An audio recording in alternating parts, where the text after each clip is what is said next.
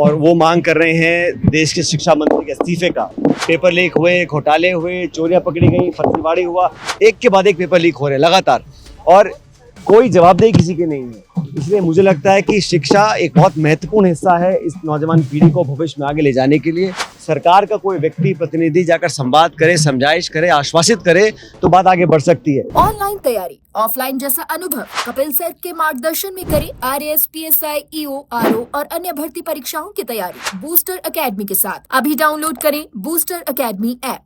कि पिछले 19-20 दिनों से सोनम वांगचुक जी अनशन कर रहे हैं जंतर मंतर पर और वो मांग कर रहे हैं देश के शिक्षा मंत्री के इस्तीफे का। और मुझे लगता है कि सरकार को बहुत गंभीरता से उनकी मांग को लेना चाहिए और इस मुद्दे को लेकर वो अनशन कर रहे हैं।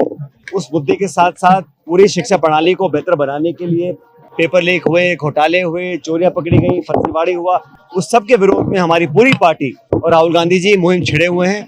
कुछ दिन पहले कोटा में इस अभियान को शुरू हमने किया था, छात्रों की गूंज, उसी को लेकर आज राहुल गांधी जी उत्तराखंड के देहरादून में गए हैं और लाखों करोड़ों छात्र जो हैं अपने आप को बड़ा वंचित महसूस करते हैं जब व्यवस्था में उनका विश्वास खत्म हो गया।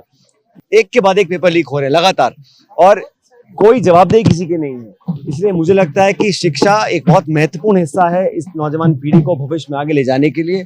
उसमें केंद्र की सरकार बिल्कुल भी ना तो उनको चिंता है ना परवाह है। ये घमंड और अहंकार जो है ये अब फरमान चढ़ चुका है और अब मुझे लगता है कि बिना वक्त जाहिर करे शिक्षा मंत्री को इस्तीफा देना चाहिए। और जैसा आप खुद ही देख रहे हैं कि सोनम वांगचुक जी लगभग 19 दिन आज हो गए, 18-19 दिन हो गए उनको अनशन करे हुए, उनकी स्थिति बिगड़ रही है। हाईकोर्ट ने भी इंटरवीन किया है कि कुछ ना कुछ सरकार को समाधान ढूंढना चाहिए। लेकिन मुद्दे किस बात का है मुझे कि सरकार से कोई संवाद की कोशिश भी नहीं कर रहा है। सरकार का कोई व्यक्ति प्रतिनिधि जाकर संवाद करे, समझाइश करे, आश्वासित करे तो बात आगे बढ़ सकती है। लेकिन वो समझ रहे हैं कि ये जितना मर्जी आंदोलन कर लें या हड़ताल कर लें या जनता में कितना भी आक्रोश हो, केंद्र की सरकार को कोई सरोकार नहीं है नौजवानों की क्या इच्छा है, क्या उनकी उम्मीदें हैं, क्या उनके अरमान है। ये बड़ा दुखद है।